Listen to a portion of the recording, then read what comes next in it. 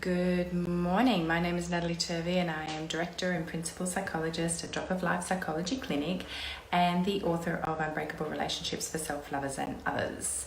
And today I'm going to be talking about 3 tips to help beat loneliness. But before I get started, because obviously today is my 15th day of my vlog challenge, but before I get started, I'd like to talk a little bit about the shocking truth about long-term risk of chronic loneliness that it poses to our health.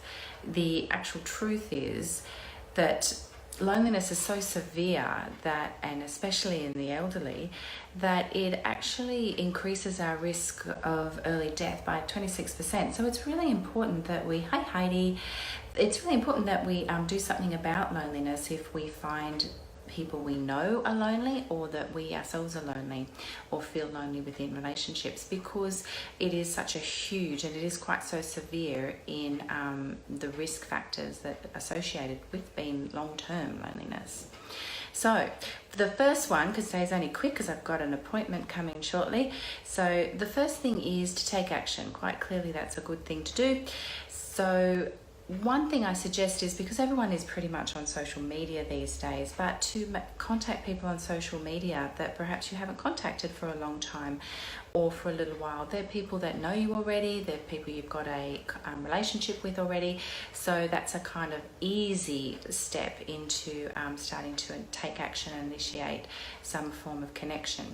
The other is to give people the benefit of the doubt, because it's fair to assume that someone who enjoyed your company in the past and enjoyed spending time with you is likely to enjoy your time and spending time with you in the future if there's been no breakage in your relationship. So go in with that attitude that it's fair to assume that they're going to enjoy your company. So go and contact some people that perhaps you've lost contact with, but previously you've had good relationships with them.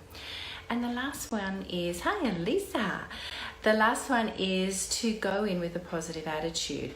So often we will stop doing things. We've talked about belief systems quite a few times in some of my vlogs, and we often will stop doing things because of that fear of rejection.